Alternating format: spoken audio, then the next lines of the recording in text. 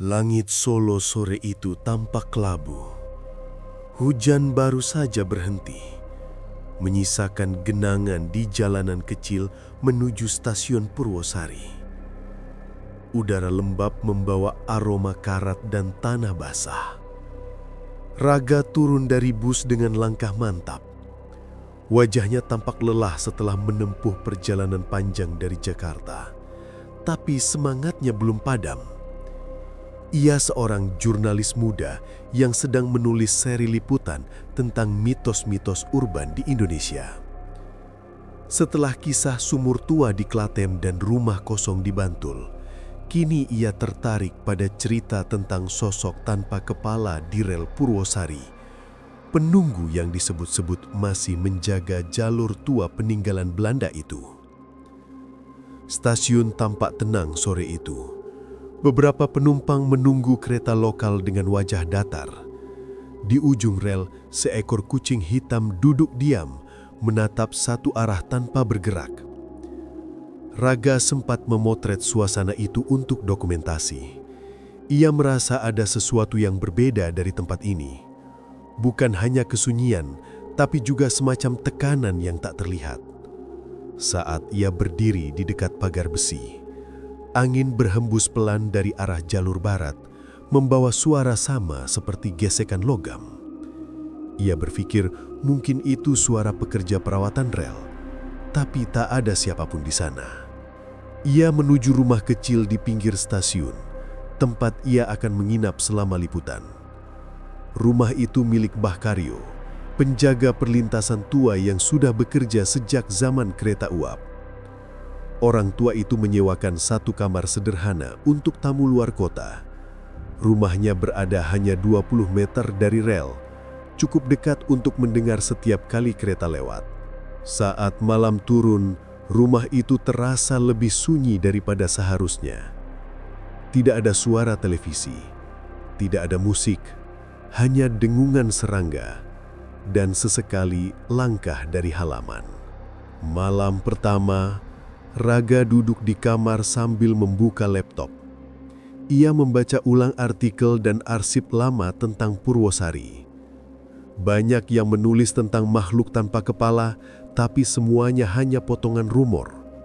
Penampakan di tengah malam, suara rantai besi, atau bayangan yang berjalan di antara rel. Ia tidak menemukan satupun bukti konkret, hanya foto-foto buram yang sudah beredar di forum daring. Ia yakin sebagian besar hanya sensasi. Tapi ada satu hal yang membuatnya penasaran. Beberapa foto memperlihatkan lokasi yang sama, yaitu peron barat yang sudah tidak digunakan sejak bertahun-tahun lalu. Angin malam masuk lewat jendela yang sedikit terbuka. Tirai tipis bergerak pelan, menimbulkan suara seperti langkah kaki menyeret. Ia menutup laptop dan mencoba tidur. Namun baru beberapa menit berbaring, ia mendengar suara yang membuat tubuhnya menegang. Dari arah luar jendela, terdengar dentingan besi pelan, seperti dua batang logam dipukul satu sama lain. Irama itu lambat tapi teratur. 3 kali denting, lalu hening. Setelah itu, ada bunyi seret di tanah, seperti seseorang menarik rantai panjang di sepanjang rel. Ia menahan nafas, berusaha tidak panik. Ia mencoba meyakinkan diri bahwa itu hanya suara dari stasiun. Tapi malam semakin larut dan suara itu kembali terdengar, kali ini lebih dekat. Raga menoleh ke arah jam dinding. Jarum panjang menunjukkan pukul 12:15. Ia bangkit perlahan, mendekati jendela. Dari celah tirai, ia melihat sesuatu yang membuat bulu kuduknya meremang. Di kejauhan, di atas rel yang disinari lampu redup, ada bayangan seseorang berdiri diam. Tubuhnya tegap, tinggi, tapi bagian kepala seperti menghilang tertelan gelap. Raga berkedip beberapa kali, mencoba memastikan.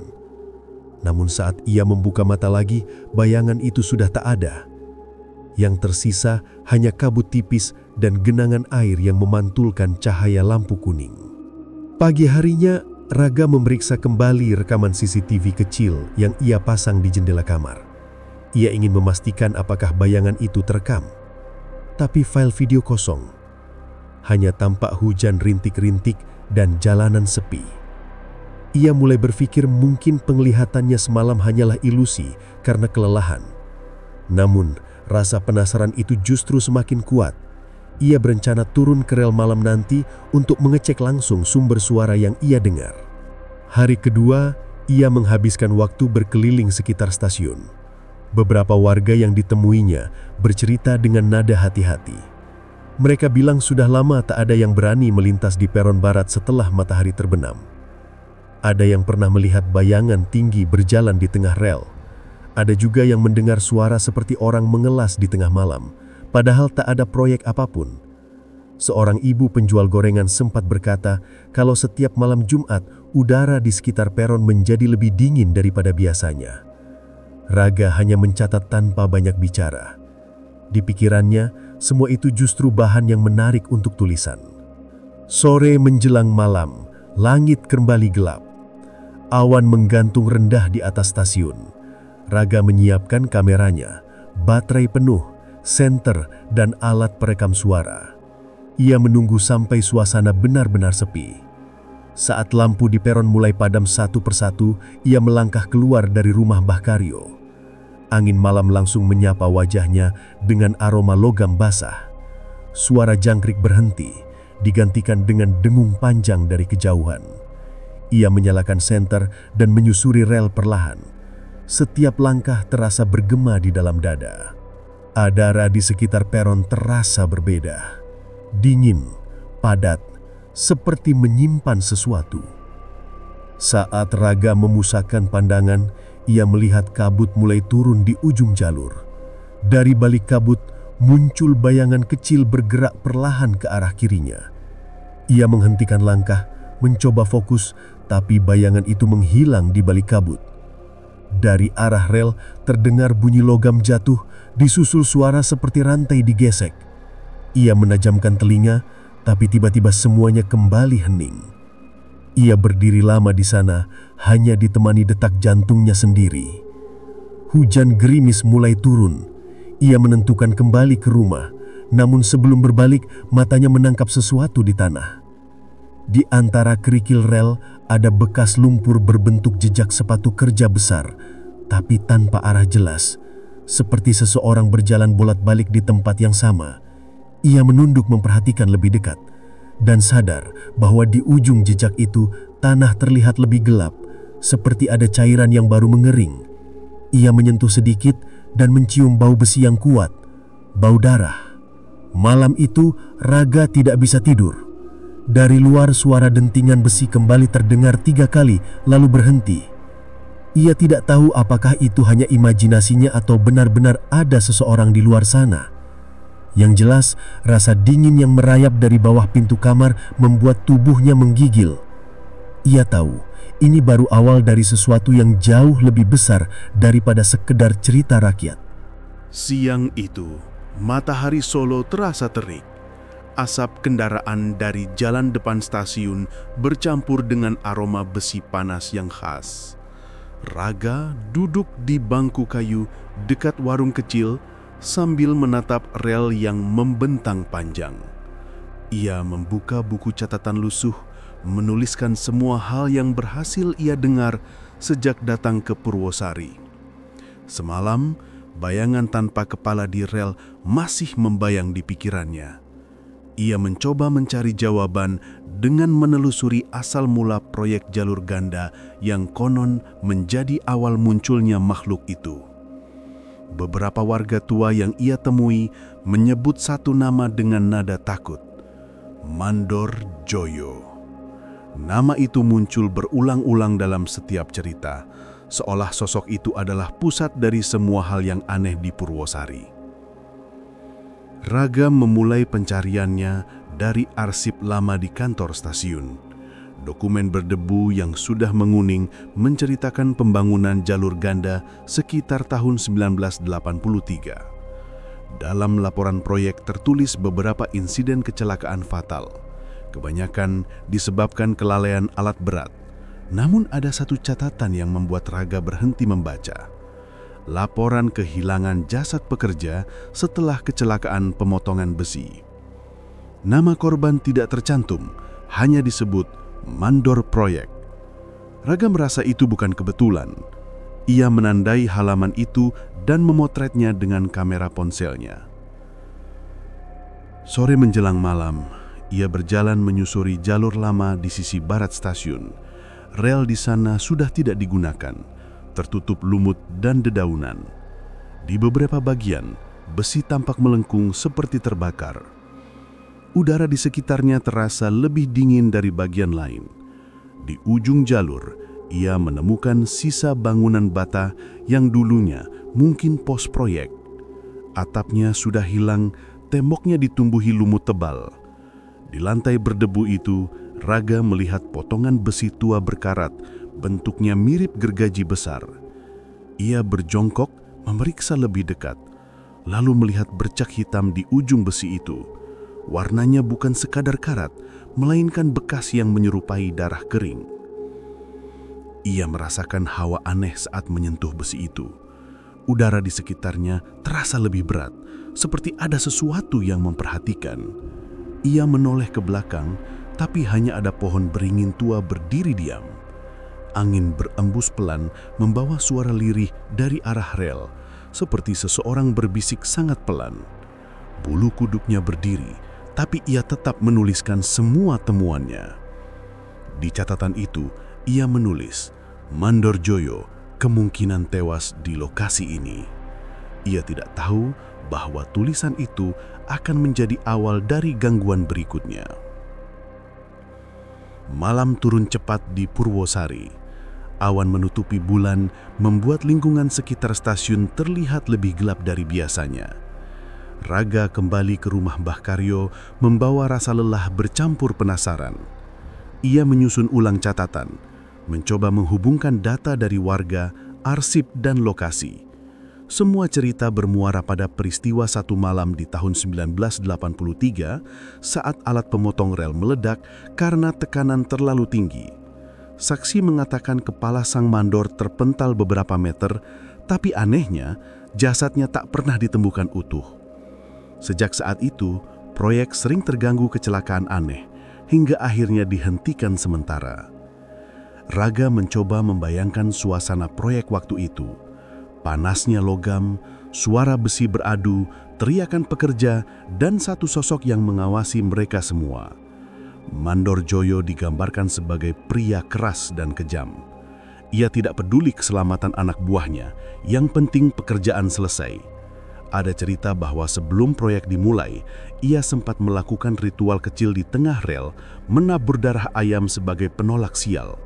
Namun banyak yang percaya darah itu bukan darah ayam, melainkan milik seseorang yang dikorbankan untuk menyuburkan tanah di bawah rel. Cerita itu terlalu liar bagi logika Raga, tapi di Purwosari, rumor seperti itu dianggap hal biasa. Menjelang tengah malam, rumah Mbah Karyo terasa jauh lebih sunyi dari malam sebelumnya. Raga duduk di tepi ranjang, menatap layar laptop yang menampilkan foto-foto lokasi proyek tua. Ia memperbesar salah satu gambar dan menyadari ada sesuatu di pojok bingkai foto itu. Bayangan hitam tegap berdiri di belakang puing bangunan. Ia yakin tidak ada siapapun saat ia memotret tempat itu sore tadi. Ia menghapus foto itu, tapi rasa dingin di tengkuknya tidak hilang. Angin malam mulai masuk dari jendela. Tirai bergerak pelan, menimbulkan suara berdesir. Raga mencoba memejamkan mata, tapi rasa tidak tenang terus menghantuinya. Sekitar pukul 2 dini hari, ia mendengar langkah berat di luar rumah. Suara itu jelas, seperti seseorang memakai sepatu kerja besar berjalan di atas kerikil. Langkahnya lambat tapi pasti, mendekat ke arah jendela kamar. Setiap langkah diiringi suara seret besi di tanah. Raga menahan napas, berusaha tidak bergerak. Langkah itu berhenti tepat di bawah jendela. Hening beberapa detik. Lalu terdengar napas berat. Napas yang terdengar dari dada besar tanpa suara mulut. Suara itu bertahan lama, seolah seseorang berdiri diam di luar, mengawasi dari balik tirai. Raga tidak berani membuka mata. Ia merasakan lantai kamar bergetar pelan, seperti ada sesuatu berat berjalan di luar. Setelah beberapa menit, suara itu menghilang perlahan, digantikan dengan bunyi jangkrik yang kembali hidup. Udara di kamar terasa dingin dan berbau logam. Ia mencoba menenangkan diri, tapi matanya sulit terpejam sampai pagi. Saat matahari muncul, semuanya tampak normal. Tidak ada bekas kaki di luar jendela, tidak ada tanda orang lewat. Tapi saat Raga membuka pintu belakang rumah, ia menemukan sesuatu yang membuat tubuhnya membeku. Di tanah basah di samping rumah, terdapat bekas tapak sepatu besar berderet lurus menuju arah rel. Di ujung tapak itu, ada bercak merah tua seperti darah yang sudah kering. Di dinding dekat bekas tapak, terlihat goresan samar membentuk huruf J.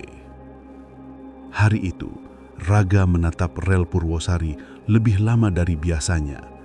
Ia merasa semakin dekat dengan kebenaran yang selama ini hanya dianggap mitos. Tapi setiap langkah mendekat ke masa lalu, semakin kuat pula perasaan bahwa sesuatu di rel itu belum selesai. Ada yang menunggu untuk ditemukan dan mungkin tidak ingin diganggu. Raga bangun lebih pagi dari biasanya. Embun masih menempel di dedaunan dan udara dingin Purwosari menusuk kulit. Ia membawa kamera kecil dan tripod, bertekad untuk merekam suasana di sekitar rel.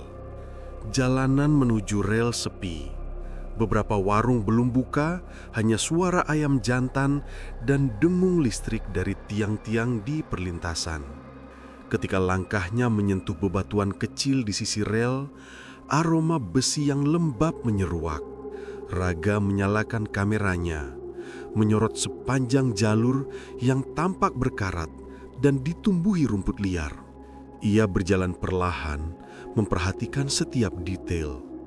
Di beberapa titik, besi rel terlihat seperti baru diganti. Namun di tempat lain, karatnya menebal, seperti bekas luka lama. Tak jauh dari sana, ia melihat sesuatu yang aneh. Sebaris noda gelap di sepanjang rel. Awalnya ia pikir itu oli atau sisa lumpur. Namun semakin diperhatikan, warnanya terlalu pekat, terlalu merah kecoklatan. Ia jongkok, mengamati lebih dekat. Permukaan rel terasa lengket, dan ada bekas aliran tipis seperti sesuatu yang pernah menetes dari atas lalu mengering. Raga mengambil tisu dari sakunya, mengusap sedikit cairan itu. Hasilnya membuat tenggorokannya tercekat. Noda itu bukan sekedar kotoran, melainkan darah yang sudah mengering. Namun bagaimana mungkin darah bisa menempel di rel yang tak lagi aktif? Ia melihat ke sekeliling, tak ada siapapun. Suasana pagi itu mendadak terasa berat. Angin yang tadinya sejuk, kini membawa aroma aneh seperti besi bercampur amis. Ia mencoba berpikir logis. Mungkin ada hewan yang terlindas kereta lama dulu. Tapi warga bilang jalur itu sudah lama tak dilewati kereta. Ia teringat cerita Mbah Karyo malam sebelumnya tentang Mandor Joyo yang kepalanya terpenggal di lokasi ini. Raga menepis pikiran itu, menenangkan diri, lalu menyalakan kembali kameranya. Ia mulai merekam dari berbagai sudut, mencoba mencari sumber noda itu. Namun di layar kameranya, sesuatu tampak janggal. Bayangan hitam muncul sekilas di ujung rel. Tak jelas bentuknya, tapi ukurannya seperti manusia. Raga membesarkan zoom kamera. Detaknya mulai cepat. Sosok itu berdiri diam, tanpa kepala, dengan tubuh tegak kaku seperti menatap ke arahnya. Namun begitu Raga menurunkan kameranya dan menatap langsung, sosok itu lenyap begitu saja. Ia kembali melihat layar, dan bayangan itu muncul lagi, sedikit lebih dekat dari sebelumnya. Tangannya gemetar, tapi rasa penasaran menahannya untuk tidak lari. Ia berjalan perlahan mendekat ke arah bayangan itu. Setiap langkah terasa semakin berat. Suara langkahnya beradu dengan gemerisik angin dan dengung kabel listrik di atas kepala. Saat ia sampai di titik tempat bayangan itu berdiri, tak ada apapun di sana. Hanya udara yang lebih dingin dari sebelumnya dan suara aneh seperti desis nafas dari bawah tanah. Ia melihat kembali ke belakang dan jalur yang tadi ia lewati tampak lebih gelap dari biasanya. Pagi mulai beranjak. Matahari muncul di balik pohon trembesi besar di ujung rel. Tapi sinarnya terasa redup, seperti tertahan kabut tipis yang entah dari mana datangnya. Raga menghentikan rekamannya dan memeriksa hasilnya di kamera. Di layar, bayangan tanpa kepala itu masih jelas terlihat berdiri di tengah rel, tepat di titik di mana tadi ia berdiri. Dadanya terasa sesak. Ia menatap sekeliling, memastikan tak ada orang lain. Tapi rasa tidak enak mulai tumbuh di dadanya, seolah ada sesuatu yang terus mengawasinya. Ketika ia hendak berbalik pulang, ia melihat ada bekas darah lain di sisi kanan jalur. Kali ini bentuknya seperti tapak kaki, tapi tak lengkap, hanya bagian tumit dan sedikit jari. Seakan seseorang berjalan sambil menyeret sesuatu yang berat. Jejak itu memanjang menembus semak di pinggir rel, lalu hilang di antara batu-batu besar. Raga menelan ludah, mencoba berpikir jernih, tapi kepalanya mulai pusing. Suara dengung dari arah rel semakin keras, bercampur dengan suara logam seperti dipukul dari jauh. Ia menatap kamera yang masih nyala. Lensa terus bergetar, seolah menangkap sesuatu yang tak terlihat mata. Di layar, terlihat kabut pekat perlahan muncul dari ujung rel, menutupi pandangannya. Raga merasa dadanya makin sesak. Ia memutuskan kembali ke rumah Mbah Karyo, tapi baru melangkah beberapa meter, bulu keduknya berdiri. Dari arah belakang terdengar suara langkah berat, pelan tapi jelas. Seperti sepatu kerja lama yang menyeret di atas batu. Ia berhenti, menoleh, tapi yang terlihat hanya rel kosong dengan kabut tipis bergulung. Raga mempercepat langkahnya tanpa menoleh lagi. Suara itu terus mengikuti, sampai akhirnya hilang di pertigaan menuju perlintasan utama. Sesampainya di rumah, ia langsung memeriksa rekaman penuh. Beberapa detik terakhir video menunjukkan sesuatu yang membuat perutnya mual. Di belakang bayangan dirinya yang sedang berjalan, tampak sosok hitam besar tanpa kepala, berdiri tak jauh, seolah mengikuti langkahnya. Sosok itu tampak memegang sesuatu di tangan, entah besi panjang atau potongan rel. Raga menatap layar dengan napas memburu. Ia tahu, apapun yang muncul dalam rekaman itu bukan kesalahan kamera. Sosok itu nyata. Tapi dari semua yang ia lihat, satu hal paling mengganggu pikirannya. Sosok tanpa kepala itu berdiri tepat di titik yang disebut warga sebagai tempat Mandor Joyo kehilangan nyawanya. Dan entah kenapa, setiap kali Raga menatap rekaman itu, darah di rel tampak semakin jelas, seolah baru menetes pagi itu. Malam itu, angin berhembus pelan, membawa aroma tanah basah dari arah rel. Lampu minyak di teras rumah Mbah Karyo berkelap-kelip, menimbulkan bayangan aneh di dinding kayu. Raga duduk sambil memandangi cangkir tehnya yang mulai dingin. Suasana terasa berat sejak ia menunjukkan hasil rekaman kepada Mbah Karyo. Lelaki tua itu menatap layar kamera beberapa detik, lalu menarik nafas panjang. Matanya tampak murung, seperti menyimpan beban yang tak pernah dibicarakan. Sudah kubilang, nak, rel Purwosari itu bukan tempat untuk main-main. Ucap Mbah Karyo pelan, suaranya serak. Yang kamu lihat di rekaman itu bukan cuma bayangan. Itu arwah pekerja yang tak pernah pulang. Raga diam. Ia menunggu kelanjutan cerita, tapi Mbah Karyo justru memejamkan mata sebentar, seolah mengumpulkan keberanian. Tahun 80-an, saat proyek jalur ganda mulai dikerjakan, banyak pekerja hilang. Tak ada laporan, tak ada berita. Dulu kami pikir mereka kabur, tapi tiap malam selalu terdengar suara palu dari arah hutan kecil di ujung rel. Padahal lokasi itu sudah ditutup setelah kecelakaan Mandor Joyo. Suara jangkrik berhenti seketika, meninggalkan keheningan aneh di antara mereka. "Aku sendiri pernah dengar," kata Mbah Karyo lagi. Kini suaranya bergetar. Terdengar jelas seperti orang sedang memasang besi, memukul palu, dan kadang teriakan seseorang seperti kesakitan. Kata-kata itu menancap kuat di kepala Raga. Rasa penasaran mengalahkan rasa takutnya. Malam itu juga ia menyiapkan senter dan kameranya. Mbah Karyo sempat melarang, tapi Raga sudah bulat. "Kalau memang mereka masih di sana, aku ingin tahu kenapa mereka belum pergi." Sekitar pukul 11 malam, Raga berjalan menuju arah hutan kecil yang disebut Mbah Karyo. Jalannya sunyi, hanya suara gesekan daun dan langkah kakinya di bebatuan. Semakin masuk ke dalam, udara terasa berbeda, lebih dingin, lebih pekat. Senter di tangannya sesekali bergetar, cahayanya menembus kabut tipis yang menggantung di antara batang pohon. Tak lama, ia menemukan sesuatu yang tak ada di peta. Sebuah jalur rel tua yang setengah tertimbun tanah.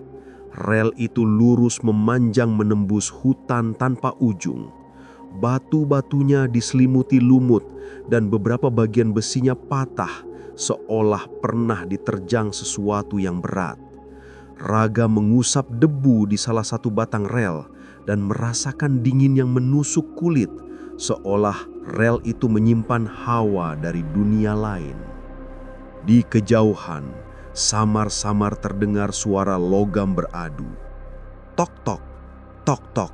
Suara itu teratur, seperti orang sedang memukul besi dengan palu besar. Raga terdiam. Detak jantungnya mulai cepat, tapi ia tetap melangkah perlahan. Suara itu semakin jelas, terkadang diselingi bunyi berat seperti dentuman besi jatuh. Ia mengarahkan senter ke arah suara, dan di sana, di antara kabut, tampak bayangan beberapa sosok sedang bergerak. Tubuh mereka seperti manusia, tapi langkahnya kaku. Raga menahan nafas. Sosok-sosok itu menunduk, mengangkat sesuatu, lalu memukulnya berulang kali ke tanah. Cahaya senter hanya menyorot sebagian tubuh mereka. Kulit pucat, pakaian lusuh seperti seragam proyek lama, dan helm kuning yang pecah di beberapa sisi. Tapi hal yang paling membuat darahnya membeku, tidak satu pun dari mereka memiliki kepala. Raga mundur perlahan, mencoba menahan rasa panik. Namun ranting yang ia injak patah, dan seketika semua suara berhenti. Hening total. Sosok-sosok itu berhenti bergerak. Dari arah kegelapan, suara berat terdengar seperti langkah sepatu kerja menghantam tanah. Perlahan, satu sosok keluar dari bayangan kabut, lebih besar dari yang lain. Tubuhnya mengenakan rompi proyek, tapi bagian lehernya hanya menyisakan potongan kasar. Di tangannya, ia membawa palu besar berkarat. Raga tahu, itu pasti Mandor Joyo. Sosok itu berjalan ke arahnya, langkahnya berat dan pelan. Tanah di bawahnya bergetar halus setiap kali kaki itu menapak.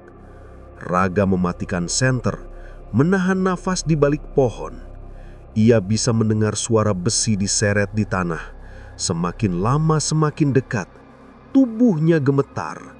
Dalam kegelapan itu, ia merasakan hawa dingin merambat ke kulit, seperti ada sesuatu yang lewat di belakangnya. Suara itu berhenti tepat di sampingnya. Lalu terdengar desisan panjang, diikuti bunyi palu dijatuhkan. Saat Raga menyalakan kembali senter, tak ada siapapun di sana. Hanya tanah basah dan bekas jejak sepatu besar menuju ke arah rel. Di ujung jalur, terlihat cahaya samar seperti api kecil.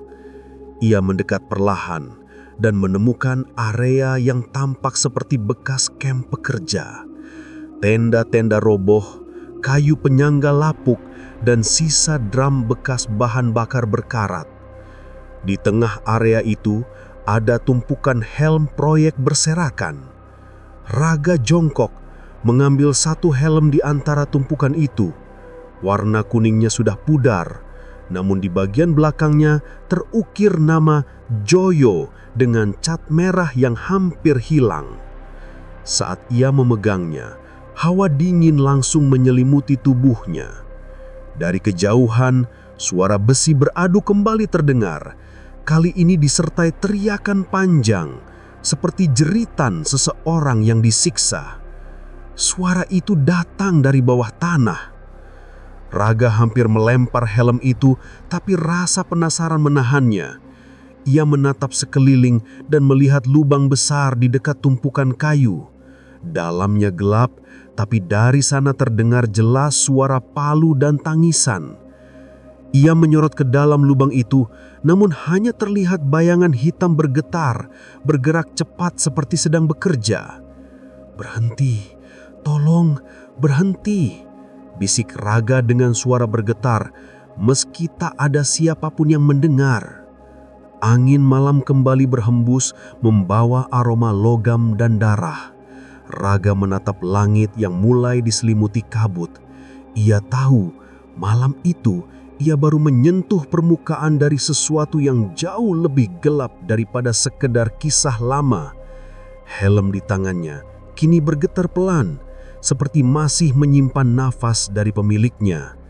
Dan di bawah tanah sana, suara palu terus berdentum, seolah pekerja-pekerja yang tak pernah pulang itu masih melanjutkan pekerjaan mereka selamanya. Malam itu, Purwosari seperti kehilangan napas. Langit tertutup awan tebal dan udara terasa berat. Raga duduk di tepi ranjang dengan kamera di pangkuannya, menatap layar hitam yang tak lagi bisa menampilkan apa-apa sejak kejadian di hutan. Matanya sayu, tapi pikirannya menolak tenang. Ia masih terbayang suara palu dari dalam tanah, jeritan samar yang terus menempel di telinganya. Sejak sore tadi, ia tak bisa berhenti memikirkan kata-kata Mbah Karyo tentang pekerja yang tak pernah pulang. Mbah Karyo sudah memperingatkannya untuk tidak keluar malam ini. "Kalau kamu ke sana lagi, Nak Raga, mereka ndak akan diam," katanya dengan nada tegas, nyaris seperti ancaman. Tapi bagi Raga, rasa takut sudah berubah jadi obsesi. Ia merasa kalau berhenti sekarang, semua yang ia lakukan akan sia-sia. Ia ingin bukti, sesuatu yang bisa menjelaskan semua cerita menyeramkan ini. Menjelang tengah malam, kabut turun perlahan, menyelimuti seluruh area sekitar rel. Raga mengenakan jaket tebal, menggenggam kamera yang masih berfungsi sebagian dan melangkah keluar rumah. Jalanan sunyi. Hanya terdengar bunyi ranting patah dan suara burung malam yang sesekali mengekik dari kejauhan. Ia menyalakan senter, tapi cahaya putihnya seperti terserap kabut, tak menembus jauh. Rel Purwosari terlihat asing malam itu. Besinya berembun, batu-batu kecil di sekitarnya basah, dan di udara ada aroma besi berkarat bercampur tanah. Saat ia menapakkan kaki di jalur utama, kabut semakin tebal. Pandangannya hanya sejauh beberapa langkah ke depan. Udara dingin membuat napasnya terlihat jelas, menguap pelan setiap kali ia menghembuskan udara. Ia berhenti di titik yang dulu ia temukan jejak darah. Kamera di tangannya menyala, walau layarnya berkedip lemah. Raga mulai merekam, mencoba menenangkan diri. Tapi kemudian, sesuatu berubah. Udara di sekitarnya tiba-tiba membeku. Suara jangkrik hilang, bahkan desiran angin pun lenyap. Yang tersisa hanya dengung aneh seperti getaran dari bawah tanah. Dari arah utara rel, terdengar langgah berat, pelan tapi berirama. Tok, tok, tok, seperti sepatu kerja menghantam batu. Raga menajamkan pandangan ke arah suara itu, dan samar-samar muncul sosok tinggi besar di balik kabut. Tubuhnya hitam pekat, seolah dilapisi tanah dan darah. Ia berjalan perlahan ke arah Raga. Ketika kabut tersibak sedikit, Raga melihat dengan jelas bagian leher sosok itu. Bolong. Darah mengalir pelan dari potongan leher yang kasar membasahi bajunya yang compang-camping. Suara berat muncul dari arah sosok itu. Dalam dan bergema, seolah keluar dari dada kosong. Jangan injak makam kami. Raga mundur beberapa langkah, tapi tanah di bawah kakinya licin. Ia hampir jatuh, sementara sosok itu terus mendekat. Leher tanpa kepala itu seolah menatapnya meski tak punya mata. Udara bergetar, dan dari tanah di sekeliling rel mulai muncul tangan-tangan hitam, kurus, panjang, menggeliat seperti cacing raksasa. Suara gemuruh samar terdengar dari bawah, seolah ada yang bergerak di dalam tanah. Aku hanya ingin tahu kebenaran. Bisik Raga gemetar, suaranya hampir tak keluar. Sosok itu berhenti beberapa meter di depannya. Darah dari lehernya menetes ke tanah, setiap tetesnya menimbulkan suara seperti besi terbakar. Lalu tanah di sekitar Raga bergetar. Dari bawah muncul lebih banyak tangan, kini dengan kuku panjang dan kulit seperti arang. Mereka menjulur cepat, menggenggam kaki Raga kuat-kuat. Ia menjerit, tubuhnya jatuh ke belakang. "Astaga, lepas aku!" teriaknya panik. Namun semakin ia meronta, genggaman itu semakin kuat. Suara berat dari sosok tanpa kepala kembali terdengar, kini lebih dekat. "Kami bekerja, tapi tak pernah dibayar. Kami mati, tapi tak dikubur. Ini tanah kami." Raga menendang dan meraih batu di dekatnya, mencoba memukul tangan-tangan itu, tapi tak ada yang berubah. Dingin merayap dari kakinya ke seluruh tubuh, seperti darahnya mengalir keluar. Ia merasakan tarikan kuat, tubuhnya perlahan terseret ke arah tanah. Kabut semakin pekat, dunia di sekitarnya seperti berputar. Dari kegelapan muncul bayang-bayang lain. Sosok pekerja tanpa kepala yang berjalan gontai, membawa palu, paku panjang, dan potongan besi. Mereka mengelilinginya dengan diam. Salah satu dari mereka berhenti tepat di belakang sosok besar itu. Di tangannya ada helm proyek berwarna kuning penuh darah. Sosok itu mengangkat helm itu tinggi-tinggi, lalu menjatuhkannya ke tanah dengan keras. Suaranya menggema bersamaan dengan teriakan Raga yang mengguncang malam. Setelah itu, semuanya gelap. Keesokan harinya, warga menemukan Raga tergelintak di tepi rel tanpa sadarkan diri. Kamera yang dibawanya rusak parah, lensanya retak, dan memori hampir terbakar. Tapi dari seluruh file yang rusak, hanya satu foto yang masih utuh. Dalam foto itu, terlihat Raga berdiri di tengah rel dengan wajah cemas. Di belakangnya, samar tapi jelas, ada sosok tinggi besar tanpa kepala, tubuhnya hitam, darah mengalir dari lehernya yang bolong, dan di tangan kirinya menggenggam palu berkarat. Ketika Raga sadar, ia tidak bisa langsung bicara. Tatapannya kosong dan tubuhnya gemetar tanpa henti. Mbah Karyo duduk di sampingnya dengan wajah sedih memegangi tangan Raga yang dingin. "Kamu sudah melihatnya kan, Nak Raga?" bisik Mbah Karyo pelan. Raga hanya mengangguk lemah, air matanya mengalir. Sejak hari itu, tak ada lagi yang berani mendekati rel Purwosari saat malam tiba. Suara langkah berat dan dentuman besi tetap terdengar dari arah utara setiap malam Jumat. Warga percaya itu suara Mandor Joyo dan para pekerja yang masih menuntut keadilan. Dan di tempat Raga ditemukan, bekas darah di rel tidak pernah benar-benar hilang, seolah menjadi tanda bahwa di sana ada sesuatu yang belum selesai. Raga duduk di meja kayu kecil di kamar Mbah Karyo, menatap kamera yang nyaris hancur. Lensa retak, casingnya penuh goresan, tapi entah kenapa lampu indikatornya masih berkedip lemah. Sejak kejadian di rel malam itu, ia tidak bisa tidur nyenyak. Bayangan sosok tanpa kepala terus menempel di pikirannya. Kadang ia merasa mendengar langkah berat dari luar jendela atau suara besi yang bergesekan dari arah dapur.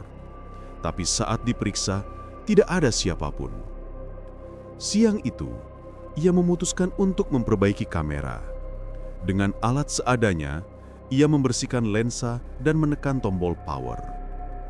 Suara berdengung pelan terdengar, lalu layar menyala. Raga menatapnya lama, napasnya menahan. Tiba-tiba, video rusak yang sebelumnya tak bisa dibuka muncul kembali. Gambar bergerak lambat dan berisik, tapi jelas menunjukkan seseorang berjalan di rel Purwosari pada malam hari. Yang membuatnya membeku, orang itu adalah dirinya sendiri. Ia mengenali jaket yang dipakai, sepatu, bahkan cara berjalan. Tapi yang membuat bulu kuduknya berdiri, malam yang terekam itu bukan malam saat ia pingsan. Langit berbeda, kabut lebih tebal, dan dari bayangan di tanah terlihat sosok dirinya sedang berjalan ke arah utara, tempat bekas kamp pekerja berada. Padahal, setelah kejadian terakhir, ia belum pernah keluar rumah lagi. Raga menatap layar dengan jantung berdegup keras. "Ini, kapan diambil?" gumamnya lirih. Tangannya bergetar saat mencoba menghentikan video, tapi layar malah berganti. Tiba-tiba, muncul rekaman baru, lebih gelap. Kamera seperti jatuh ke tanah, dan dari posisi miring itu, terlihat rel dengan darah segar menetes di atasnya. Suara logam berdenting 3 kali, pelan tapi jelas. Tok, tok, tok. Raga spontan menutup kamera dan menarik napas panjang. Ia menatap keluar jendela, memastikan hari masih terang. Tapi dalam hati, rasa takutnya mulai tumbuh lagi. Ia tahu suara itu. Suara yang pernah ia dengar di hutan. Suara yang sama sebelum ia melihat Mandor Joyo muncul. Sore menjelang, Mbah Karyo datang ke kamarnya bawa nasi dan air putih. Wajahnya muram, keriput di dahi makin dalam. Ia tahu sesuatu telah berubah dari sikap Raga. "Kau memperbaiki kamera itu?" tanya Mbah Karyo dengan nada pelan tapi tajam. Raga mengangguk lemah. Aku melihat sesuatu, Mbah. Rekaman itu hidup lagi. Tapi anehnya, yang terekam itu aku sendiri." Mbah Karyo langsung menatapnya tajam. "Kau jangan bilang macam-macam, Nak. Itu bukan kau. Itu cara mereka memanggil." "Maksud Mbah?" Mbah Karyo menarik kursi, duduk perlahan. Ia menatap lantai sebelum bicara lagi. Kalau arwah yang mati tak tenang, mereka mencari pengganti. Kadang mereka memunculkan bayangan kita di tempat mereka dulu bekerja. Mereka ingin kita datang, biar bisa menggantikan posisi mereka. Kata-kata itu membuat tenggorokan Raga kering. Jadi mereka mau menyeret aku? Belum tentu, jawab Mbah Karyo pelan. Tapi kalau kau dengar suara besi dipukul 3 kali malam ini, jangan sekalipun keluar rumah. Jangan lihat jendela, jangan buka pintu. Raga mengangguk lemah. Walau dalam hati, ia tidak sepenuhnya percaya. Ia hanya ingin malam cepat berlalu. Tapi setelah matahari tenggelam, suasana di rumah itu berubah. Angin berhembus pelan lewat celah-celah kayu, membawa aroma besi karatan. Lampu minyak bergoyang sendiri. Di kejauhan, anjing menggonggong panjang dan tiba-tiba berhenti seolah dicekik. Waktu menunjukkan hampir tengah malam. Raga duduk di lantai sambil menatap kamera yang diletakkan di atas meja. Ia berpikir untuk membuangnya, tapi rasa penasaran menahannya. Tiba-tiba, layar kamera menyala sendiri. Tak ada yang menekan tombolnya. Raga menatap layar itu perlahan, dan di sana muncul rekaman baru. Kali ini gambarnya nyata, tidak rusak. Dalam video itu, dirinya sedang berdiri di depan rumah Mbah Karyo malam ini. Malam yang sama dengan kamera di tangan. Napasnya tercekat. Ia menoleh ke arah pintu, tapi kosong. Ia menatap lagi layar kamera. Sosok di video itu menatap lurus ke arah lensa, lalu mengangkat tangan, seperti memberi isyarat untuk datang. Wajahnya pucat, matanya kosong, dan dari layar terdengar suara berat bergema. 3 ketukan besi. Tok, tok, tok. Lampu minyak di ruangan bergetar hebat, lalu padam. Rumah mendadak gelap. Raga menahan napas, mencoba menenangkan diri. Tapi dari luar jendela, suara langkah berat terdengar mendekat. Mungkin hanya angin, gumamnya pelan, walau nadanya jelas penuh ketakutan. Tapi suara itu berhenti tepat di depan pintu. Diikuti suara besi dipukul 3 kali lagi, lebih keras dari sebelumnya. Tok, tok, tok. Raga menggemetar, tubuhnya dingin. Ia teringat pesan Mbah Karyo, jangan buka pintu, jangan lihat jendela. Tapi rasa penasaran membuatnya bergerak.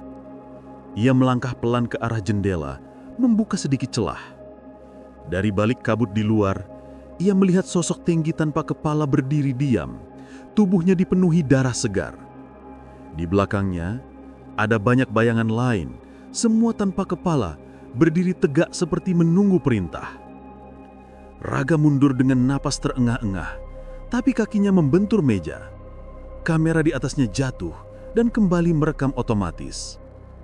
Di layar, sosok-sosok itu tampak lebih dekat dari jarak sebenarnya. Satu persatu, mereka seperti bergerak ke arah rumah. Suara besi dipukul kembali terdengar. 3 kali lagi, kali ini di dalam rumah. Tok, tok, tok. Raga berteriak memanggil Mbah Karyo tapi tak ada jawaban. Udara di ruangan menjadi sangat dingin. Ia tahu sesuatu telah masuk. Kamera terus merekam, dan dari bayangan di dinding terlihat siluet tinggi besar dengan leher bolong berdiri di belakangnya. Malam itu, warga sekitar mendengar suara aneh dari rumah Mbah Karyo. Suara besi, jeritan, lalu hening panjang. Keesokan paginya, rumah itu kosong. Hanya kamera Raga yang ditemukan di lantai masih menyala. Di rekaman terakhirnya, terlihat pintu rumah terbuka sendiri, lalu sosok Raga berjalan keluar ke arah rel, diikuti bayangan hitam tanpa kepala yang berjalan di belakangnya. Pagi itu, sinar matahari menembus lubang kecil di dinding rumah Mbah Karyo. Debu-debu beterbangan, seolah ikut menari di udara yang pengap. Raga masih duduk di pojok kamar, matanya kosong menatap kamera rusak di pangkuannya. Malam sebelumnya masih terasa seperti mimpi buruk yang tak berujung. Suara besi dipukul, sosok tanpa kepala di depan rumah, dan dirinya yang terekam keluar ke rel. Ia tak tahu mana yang nyata dan mana yang hanya ilusi. Saat hendak membereskan meja, tangannya tak sengaja menyentuh sesuatu di bawah tumpukan kain lusuh. Sebuah buku kecil, kulitnya sudah mengelupas, kertasnya kekuningan. Di halaman pertama tertulis catatan Mandor Joyo. Tulisan tangannya goyah, seperti ditulis dengan darah atau tinta yang hampir kering. Raga menatap lekat, hatinya berdebar. Mandor Joyo. Nama itu sudah lama ia dengar dari warga, orang yang dulu dipercaya memimpin pembangunan rel di masa kolonial dan konon meninggal dengan cara tak wajar. Raga membuka halaman demi halaman perlahan. Bau lembab dan tanah basah menyeruak dari kertas tua itu. Tanah ini menolak digali. Setiap kali besi menancap selalu ada yang mati. Aku sudah memperingatkan Belanda, tapi mereka tak mau dengar. Mereka minta rel harus selesai, apapun caranya. Maka aku buat perjanjian agar tanah berhenti menelan nyawa. Raga menelan ludah. Tulisan itu terasa hidup, seolah suara Mandor Joyo berbisik di telinganya. Ia melanjutkan membaca. Ritual dilakukan tengah malam. Satu pekerja harus dikorbankan setiap kali rel tersumbat oleh tanah merah. Darahnya harus menyatu dengan besi agar roda kereta tidak berhenti. Mereka bilang, darah manusia bisa menenangkan roh tanah. Raga menggenggam buku itu lebih erat, tangannya bergetar. Ia teringat kembali kejadian di rel beberapa minggu lalu saat dirinya hampir diseret sesuatu ke bawah tanah. Semua mulai masuk akal. Rel itu dibangun di atas pengorbanan. Ia memejamkan mata, membayangkan para pekerja yang dipaksa bekerja hingga mati. Mungkin itu alasan kenapa setiap malam terdengar suara pukulan besi, bukan suara hantu, tapi sisa-sisa penderitaan mereka. Di halaman terakhir, tulisan tangan Mandor Joyo semakin kacau, seperti ditulis dalam ketakutan. Aku sudah menyerahkan darahku, tapi mereka tidak puas. Mereka datang ke rumahku malam-malam, memanggil dari jendela. Aku dengar langkah mereka meskipun seharusnya mereka sudah mati. Mereka ingin aku ikut. Mereka ingin aku jadi bagian dari rel itu. Raga menutup buku itu dengan cepat. Dadanya sesak. Jadi, kau juga dikorbankan, Joyo? Gumamnya lirih. Suara langkah dari luar membuatnya tersentak. Bahkaryo muncul di pintu, menatapnya lama tanpa bicara. Raga tahu, orang tua itu sudah tahu apa yang baru ia temukan. Jangan dibaca terlalu dalam, nak. Kenapa Bah sembunyikan ini? Ini catatan Mandor Joyo. Dia nulis tentang ritual pengorbanan. Bahkaryo menarik napas berat. Bukan sembunyikan, Raga. Aku simpan supaya tak ada yang membuka luka lama. Orang-orang mati karena keserakahan. Tapi arwah mereka tak pernah benar-benar pergi. Jadi benar, rel itu dibangun dengan darah manusia? Tanya Raga dengan suara yang bergetar. Bahkaryo menatapnya dengan mata yang sayu. Ya, dulu orang-orang tak tahu. Mereka kira cuma tanah angker. Padahal setiap besi yang tertanam di sana adalah nisan tanpa nama. Hening sejenak. Hanya suara angin yang berdesir lewat celah atap. Raga menatap kembali buku itu, halaman terakhir yang basah oleh keringat tangannya.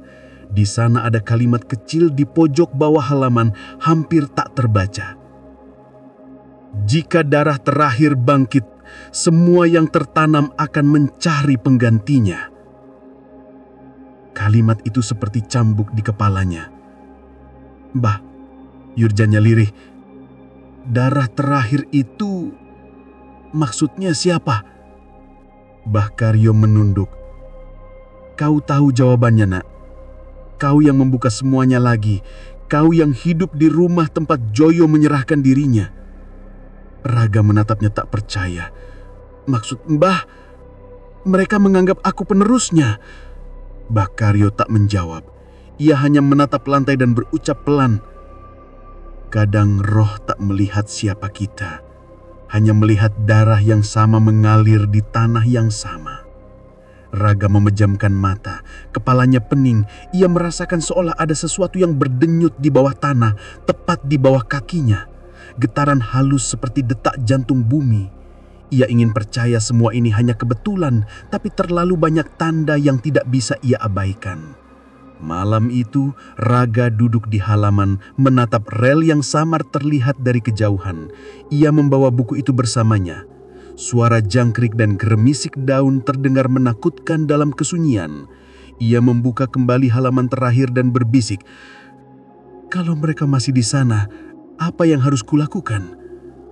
Tiba-tiba, angin berhembus dingin, halaman buku terbuka sendiri ke bagian tengah menampilkan tulisan yang tadinya tidak ada. Ritual terakhir hanya bisa dihapus dengan darah baru, tapi bukan korban, melainkan penebusan. Raga membeku. Tulisan itu seperti baru muncul, tintanya masih basah. Ia menatap langit, merasa seolah ada yang mengawasinya. Penebusan?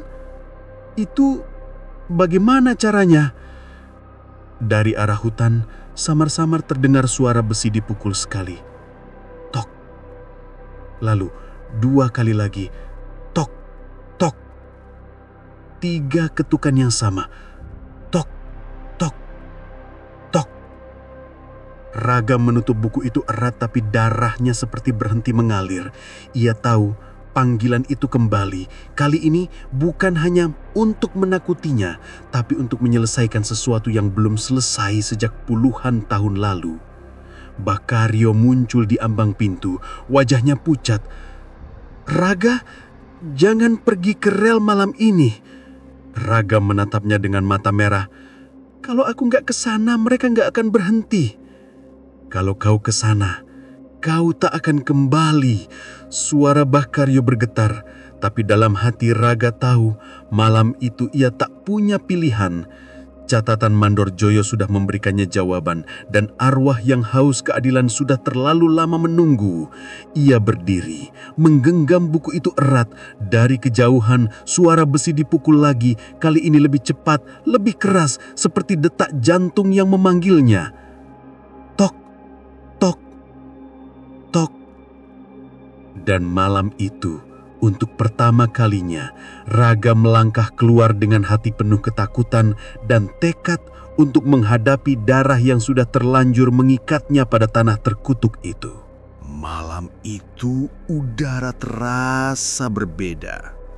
Angin dingin menelusup sampai ke tulang, membawa aroma besi berkarat dan tanah basah. Bulan separuh menggantung di langit, redup tertutup awan tipis. Raga berdiri di pinggir rel Purwosari, memandangi jalur yang gelap tanpa cahaya lampu. Di tangannya, kamera yang sudah diperbaiki tergenggam erat, seolah menjadi satu-satunya senjata untuk melawan ketakutan yang menyesakkan dadanya. Hari itu, Jumat Kliwon, waktu yang katanya menjadi gerbang bagi segala sesuatu yang tak kasat mata. Raga tahu resikonya. Ia sudah melihat cukup banyak untuk sadar bahwa semua ini bukan sekadar legenda warga. Tapi entah mengapa, ada bagian dari dirinya yang merasa harus kembali ke sana. Seolah ada suara yang membisikkan di kepalanya, memanggil dengan nada halus namun memaksa. Dari kejauhan, stasiun Purwosari terlihat lengang. Tidak ada penjaga, tidak ada suara roda besi, hanya lenguhan angin yang melintasi jalur rel yang berkarat. Ia berjalan perlahan, menyalakan senter kecil di kepala kameranya. Setiap langkahnya terasa berat, seperti menapaki sesuatu yang hidup di bawah tanah. Ini malam terakhir. Gumamnya pelan, mencoba meyakinkan diri sendiri. Aku hanya perlu bukti. Suara jangkrik tiba-tiba lenyap, hening. Begitu heningnya sampai Raga bisa mendengar degup jantungnya sendiri. Ia menatap ke depan, menyusuri jalur yang dulu pernah membuatnya hampir mati. Di titik tempat tanah pernah terbuka, kini hanya tampak bekas retakan yang panjang, seperti luka lama yang tak sembuh-sembuh. Kamera di tangannya bergetar halus. Di layar kecilnya muncul gangguan gambar, seperti ada bayangan melintas cepat di belakangnya. Ia menoleh, tapi tak ada siapapun. Saat ia kembali menatap layar, gambar itu berubah menjadi kabut tebal yang bergerak perlahan ke arahnya. Ia menelan ludah. "Tenang, Rak," katanya lirih, tapi suaranya sendiri terdengar aneh seperti bukan miliknya. Lalu terdengar suara itu. Tok, tok, tok. 3 kali ketukan logam dari arah selatan rel. Suara yang sama seperti malam sebelumnya. Tapi kali ini, suara itu tidak datang dari satu arah. Suara itu terdengar di mana-mana. Dari bawah tanah, dari sisi rel, dari udara. Seolah dunia di sekitarnya berdetak mengikuti irama kematian. Raga mengangkat kameranya. Lensa mengangkap sesuatu di kejauhan. Titik-titik cahaya merah kecil, seperti bara api. Ia fokuskan pandangan dan matanya membulat. Bara-bara itu bergerak. Makin banyak, makin jelas. Bentuknya seperti obor yang dibawa oleh puluhan orang. Tidak, bukan orang, pekerja. Tubuh mereka kotor, penuh tanah, berpakaian rompi proyek yang sudah robek di sana-sini. Kulit mereka abu-abu pucat, sebagian bahkan tidak lengkap. Ada yang kehilangan tangan, ada yang setengah wajahnya hancur. Dan di tengah-tengah mereka, berdiri sosok besar tanpa kepala mengenakan helm proyek yang tergantung di tangan kirinya. Raga terpaku, napasnya tercekak. Suara langkah berat mulai terdengar, ratusan bergema di antara rel. Getaran kecil terasa di tanah, lalu bertambah kuat. Kamera di tangannya merekam semuanya tanpa henti, meski layar mulai berkedip penuh noise. Salah satu dari sosok itu mengangkat palu besar, memukul tanah di samping rel. Dari pukulan itu, muncul semburan asap hitam yang berputar-putar, membentuk bayangan seperti wajah-wajah menderita. Raga berusaha mundur, tapi langkahnya seolah dikunci. Suara berat menggema di udara. Tanpa kepala, tapi jelas berasal dari sosok besar di depan mereka. "Kau, penulis berita." Suara itu dalam dan bergema seperti dari dalam sumur. "Lanjutkan pekerjaan kami." Raga terkejut. "Tidak, aku hanya ingin tahu kebenarannya," teriaknya spontan. Tapi angin tiba-tiba berhembus kencang, menyapu tubuhnya hingga hampir jatuh. "Kau membuka kembali tanah darah. Sekarang tulis kisah kami dengan darahmu." Rel di bawah kaki Raga bergetar semakin keras. Dari celah-celahnya, tanah pecah dan mengeluarkan cairan merah pekat seperti darah segar. Aroma karat bercampur amis menyesakkan napas. Ia terhuyung, mencoba mundur, tapi tanah di belakangnya juga mulai seretak. Dari sisi kanan, para arwah pekerja mulai berlutut, memukul tanah dengan ritme yang sama. Tok, tok, tok. Setiap pukulan membuat getaran semakin dahsyat. Udara di sekitarnya berputar seperti pusaran, menyedot awan dan cahaya. Ia berusaha lari, tapi langkahnya berat seolah rel itu menarik kakinya.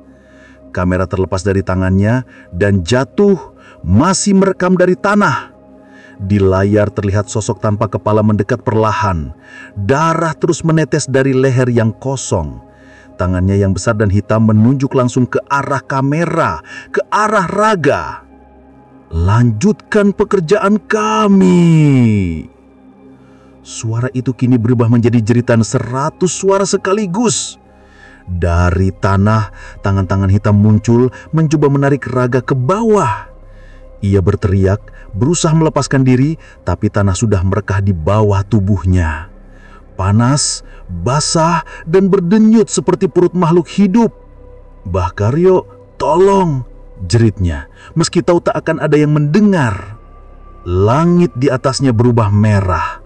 petir menyambar di kejauhan tanpa suara. Dalam sekejap, semua lampu padam. Hanya suara besi beradu dan jeritan panjang yang tersisa. Raga berusaha meraih kamera yang masih merekam, tapi sebelum tangannya menyentuhnya, sosok Mandor Joyo berdiri tepat di depannya. Tubuh tanpa kepala itu menjatuhkan helm proyek di tanah.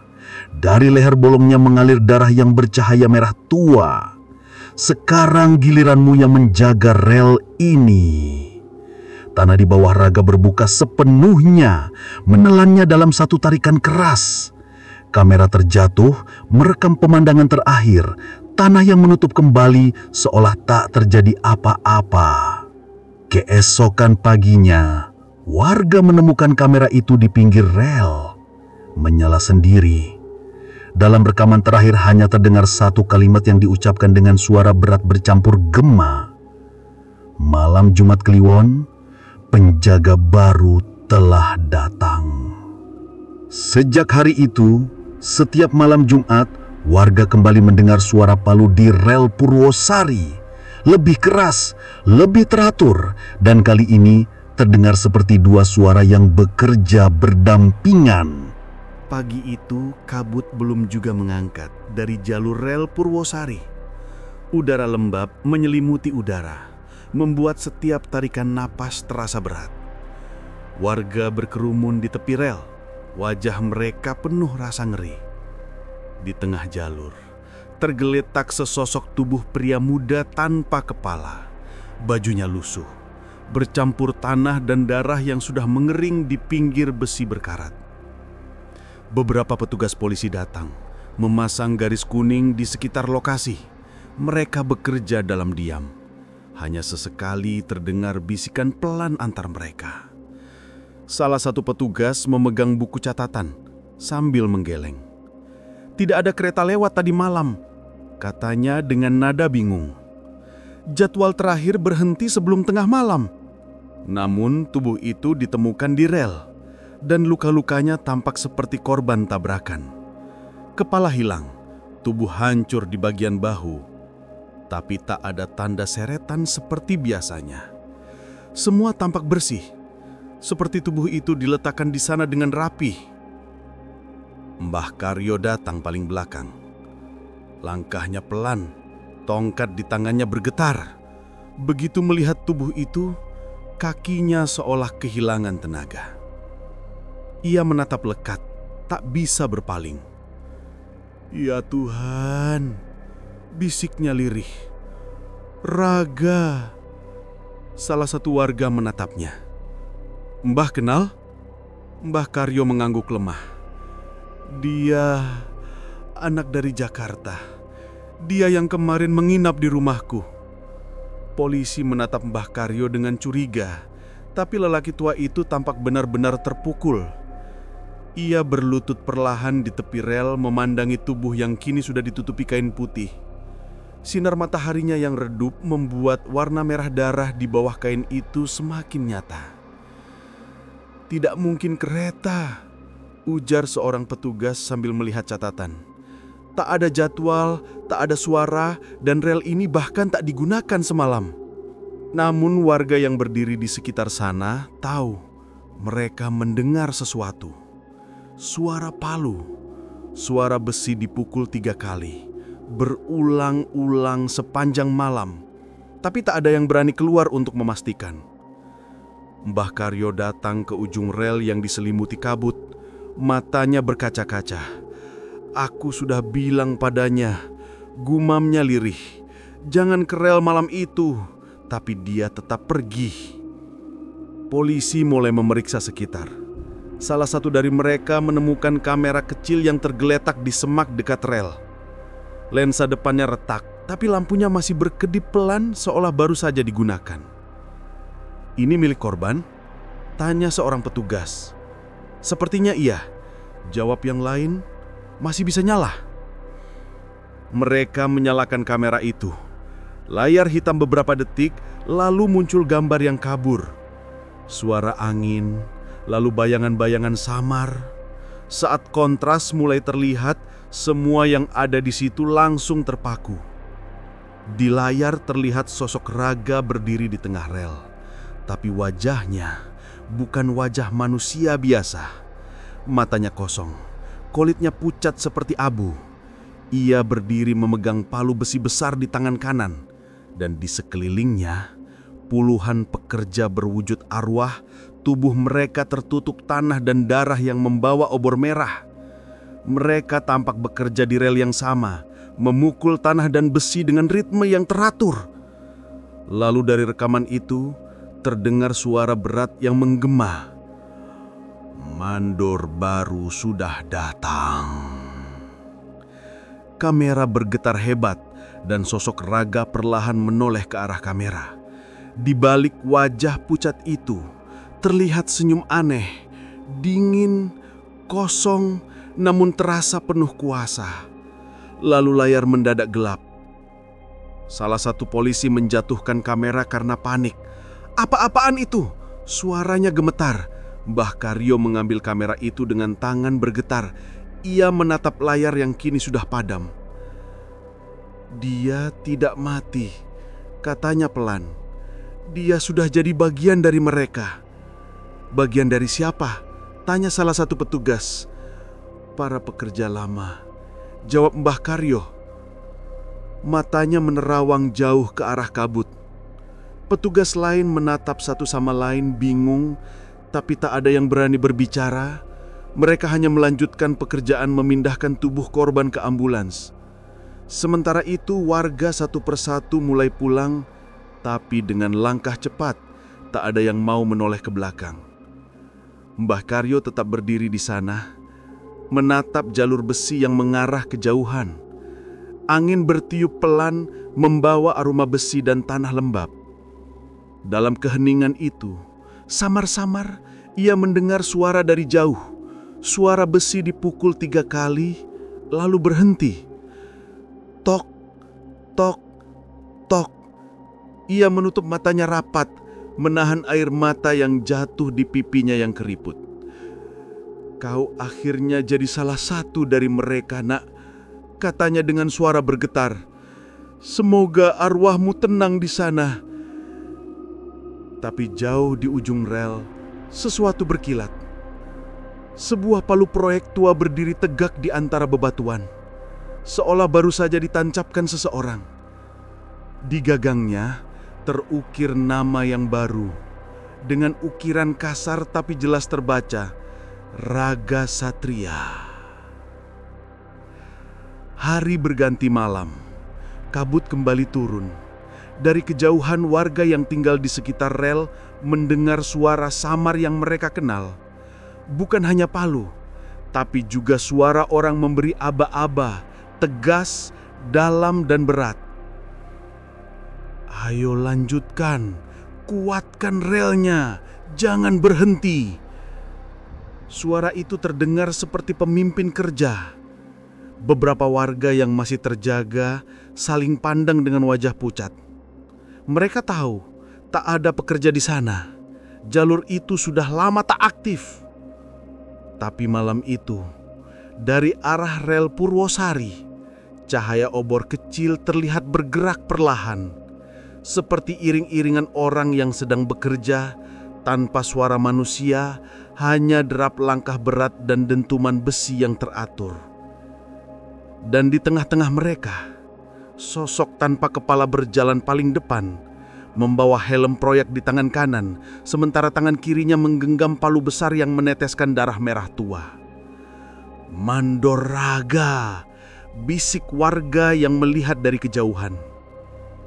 Sejak hari itu, setiap malam Jumat Kliwon, warga tak lagi berani mendekat ke jalur Purwosari.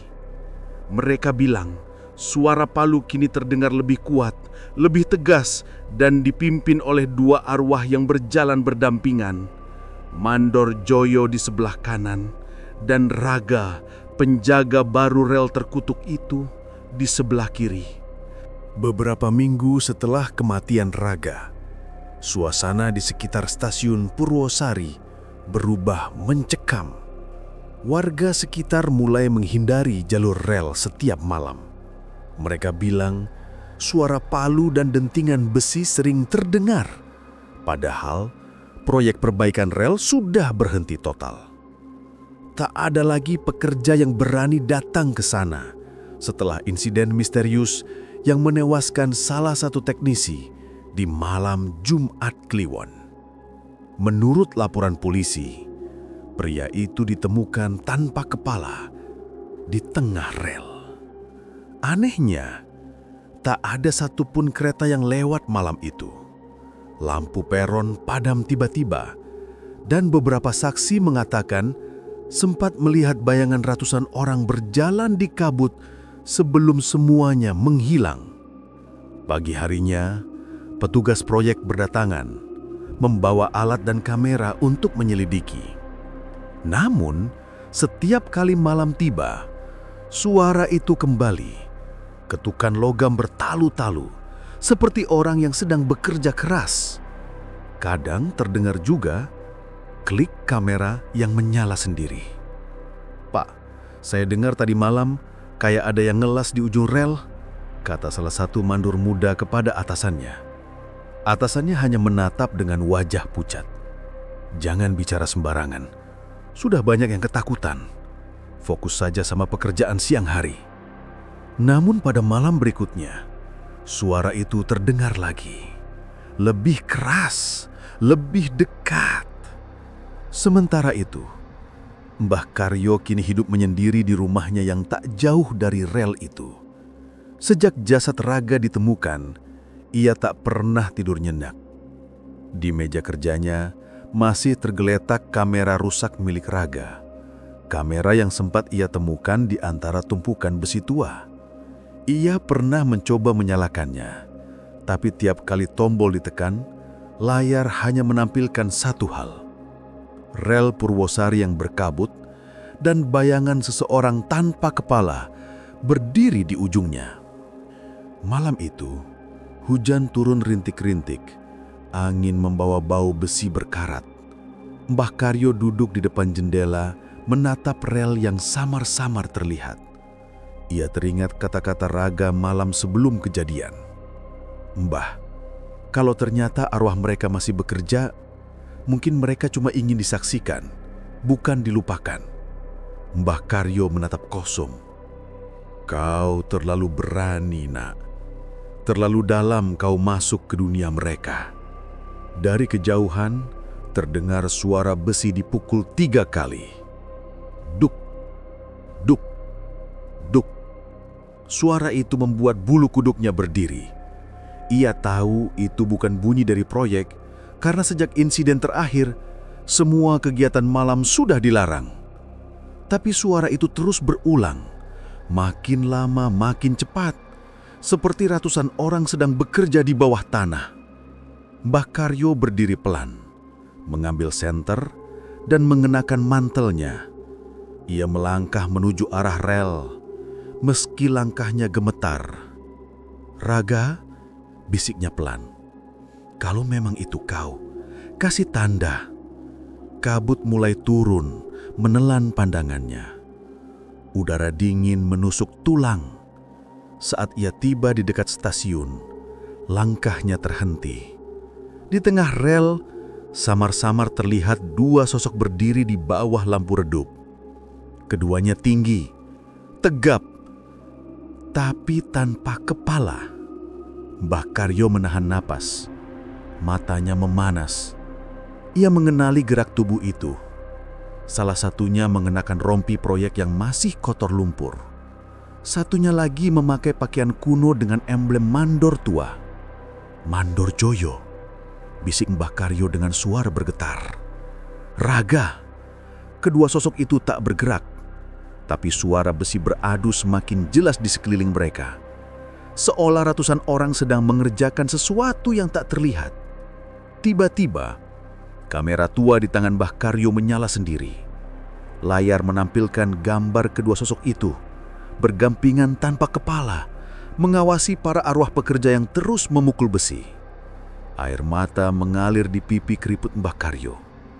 "Kau akhirnya jadi bagian mereka, Nak. Tapi semoga kau tenang di sana." Hembusan angin melewati rel membawa suara berat bergema. Kerja belum selesai. Mbah Karyo mundur perlahan. Langit di atasnya menggelegar.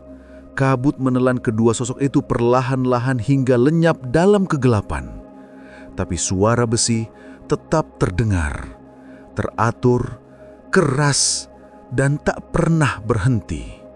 Beberapa hari kemudian, pihak berwenang akhirnya menutup jalur rel Purwosari untuk sementara waktu.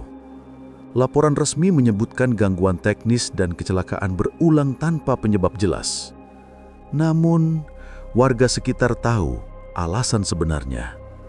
Mereka bilang, jalur itu kini dijaga oleh dua arwah yang tak pernah pergi.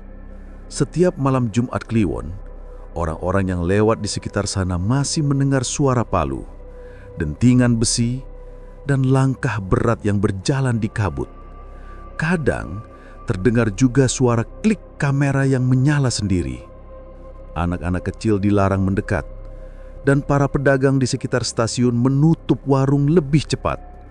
Mereka percaya suara itu adalah tanda bahwa para pekerja masih menuntut penyelesaian. Di sudut rumahnya, Mbah Karyo masih menyimpan kamera raga. Ia tak pernah menyalakannya lagi. Ia tahu, setiap kali tombol itu ditekan, ia akan melihat wajah orang yang ia anggap seperti cucunya sendiri, tanpa kepala, memegang palu, berdiri di rel dengan tatapan kosong yang tak akan pernah pulang. Malam itu, saat angin berhembus membawa bau logam dan tanah basah, Mbah Karyo menatap jauh ke arah rel dan berbisik, "Sudah cukup, Nak. Biarlah pekerjaanmu selesai di sana." Namun, seolah menjawab, suara itu kembali terdengar dari kejauhan. Duk, duk, duk. Rel Purwosari kembali sunyi, tapi tidak benar-benar hening. Karena setiap malam Jumat, di balik kabut yang tebal, masih ada dua sosok tanpa kepala berdiri tegak di sana.